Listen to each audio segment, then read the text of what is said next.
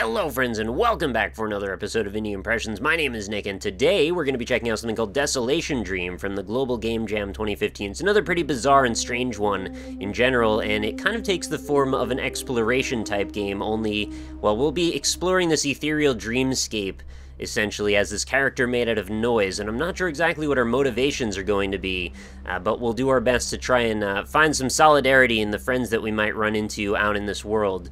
Now it's a little bit of a tricky one to describe because I'm not exactly sure where this is going to end up going in the end. I did spend about maybe 5 minutes or so with this, which was enough to get a little bit of a feel of what exactly I could expect from it. And I think what it ends up being is something a little bit like a dreamy, surreal version of something like Pikmin, only with the one exception being that we don't really have specific traits or skills. What we can do, though, as characters is we can left-click, which causes us to lean our head back and chant or wail or some kind of noise like that. And there's some few, well, practical applications for that. Me being, the usual person that I am, of course, it didn't click to me for quite a while that that's how you interacted with some of these objects, so my first inclination was to go, hey, well, I hit E, nothing happened, so why don't we try walking around the outside of this? Unfortunately, that did actually solve the problem, but what I was meant to do was just hold down left click and it'll lift up that platform for us. So that's setting us the stage, essentially, that's the one way that we can have an impact on the world. And this door does not seem to move when we chant with it. So why would this one open and that one didn't? Well, that's sort of the question we need to answer now, isn't it? So why don't we walk around a little bit, find another character here kind of down in the dumps, laying down in this little, I guess, cul-de-sac or something. Let's talk to you. And all of a sudden, we've got a new member in our party. Another noise person has joined our ranks, so why don't we see if maybe now we can open this door, now that we've got two. That is indeed the case. So this will now raise, this block will go up in the air just long enough for us to scurry underneath, and I kind of wish that maybe these blocks would, like, fix in place after a while if you just keep raising them up. That way the doors and the impediments are sort of, they double as checkpoints in a way, because then you'd be able to tell where you've been and where you haven't. In this case, once you've moved something, well, there's not a lot else really to give you that, suggestion of where you've been and where you haven't. So the other thing you could do there is, if you really wanted to, there's nothing really forcing you to go through that door. As you can see, the terrain is pretty loose, and we can walk up some very steep angles, which means that we can actually kind of clip through a lot of areas we're probably not meant to be in. For the sake of exploration, though, I do find that kind of interesting, and it looks like we found another friend over here, so why don't we talk? And you can join our group as well, and now we've got a total of 3. And what do you know, another friend over here. Do we have yet another friend, maybe? Take a quick look around. Unfortunately, the controls are a little bit odd in this one. I was expecting sort of like a right-click and drag to move the camera, but it's really not like that. The camera's sort of fixed, it just does what it's going to do. And it doesn't always find the best positioning for things, but I guess in the scheme of things, I've seen a lot worse as well. But I do wish I had actual, like, individual control over what was happening from a moment-to-moment basis. So we've lifted up this cube, and beneath it, we've found some very strange artifact here in the form of a question mark. I'm not really sure why this is here or what the goal is, but maybe, just maybe, we're meant to come back here later. And I don't honestly know that. I'm not just saying it for the sake of the video. I don't. So it looks like some of our friends have gotten stuck under the cube. Let's make sure that they can get out, because we are going to need their help, of course, to try and lift any other things that we might find. Maybe there's a better... Yeah, how about we go over this way? I think the developer had to make that groove a little bit deeper just to make sure that your characters didn't all get stuck under there every single time. Okay, so there we go. We've got another friend. Now, what are we up to now? 5? Looks like 5 total. It's a very cool-looking landscape. I really enjoy looking at the clouds. I'm just kind of sad that I can't tilt the camera to look up directly at them. I feel like there's some very pretty stuff going on there, as well as I really like the sort of cel-shaded little stroke that goes around all of the objects in the distance, which I think the further away, the thicker the stroke. I find that gives a really nice sense of contrast to thing. It almost kind of feels like we're looking at a living watercolor, which I love. So this is a little bit of a different way of going about things. We're actually going to hold down our chant just long enough to try and get to the top of this monolith, and hopefully if we get up there, there will be someone waiting for us at the top to add to our ranks. And again, I'm not really sure what our end goal is, whether or not we need to get to like 10 people, or even if this is the last one. I'm not sure. I kind of doubt it, given how large the landscape is.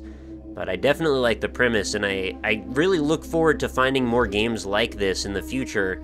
because there don't seem to be very many of them, where it's sort of like a branching out adventure game where you recruit people with specific abilities. I mean, I guess if I get into the realm of like point and click, but I really like the free roam kind of real-time exploration that goes on here. And then we've kind of overlaid it with some Enigma.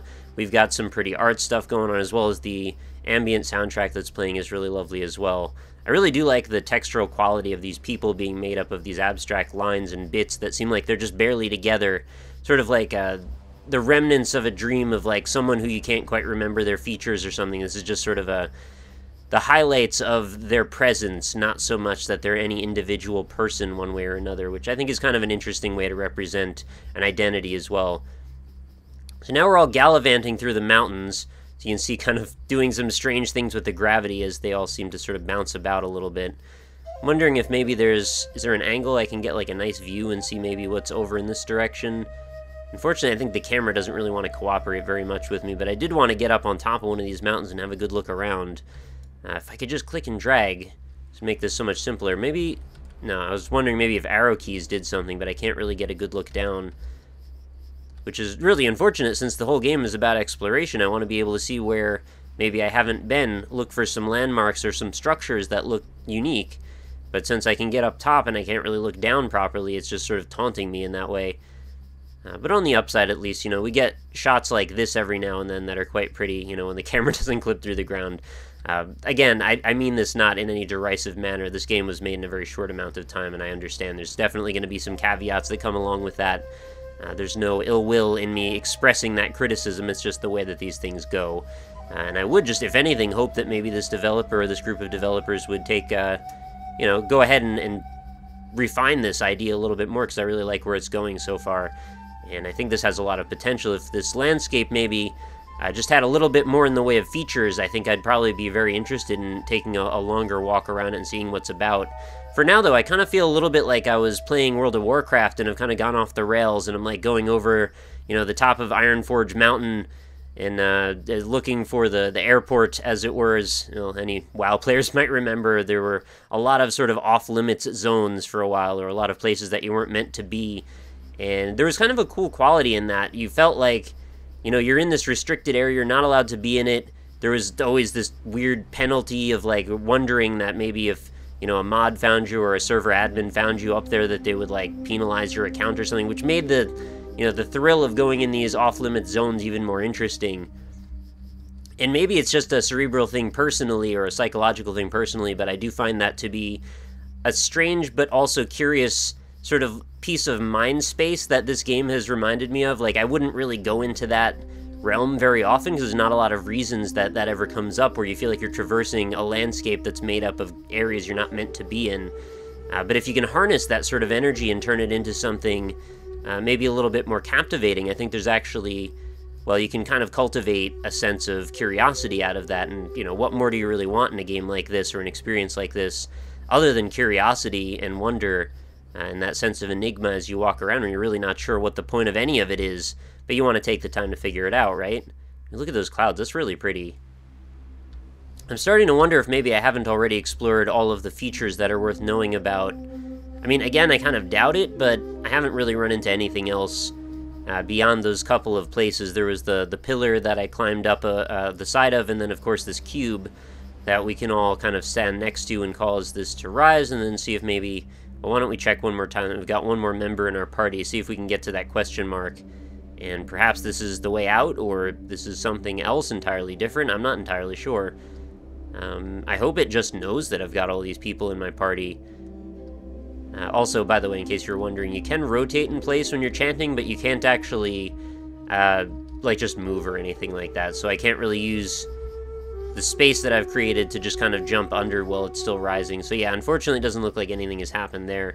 I have a very strong feeling, though, that there's something to that question mark that I just have to figure out for later, that likely is implemented.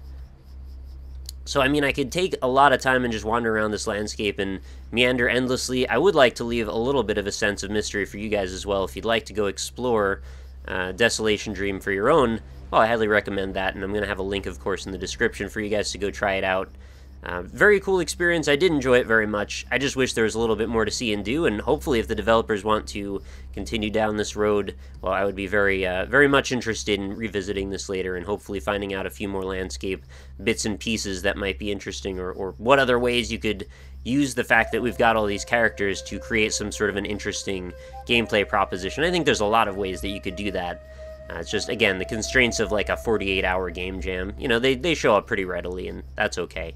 Anyway, hopefully you enjoyed the video, and hopefully you enjoyed the little discussion about things like this, these sort of ethereal, dreamy games. I'm always a fan of them, and if you happen to know any more in this same sort of similar genre, feel free to chime in and let me know. I'd love to check out more things along the same vein, and even if they're game jam games or tiny little experiences, whatever, I don't mind.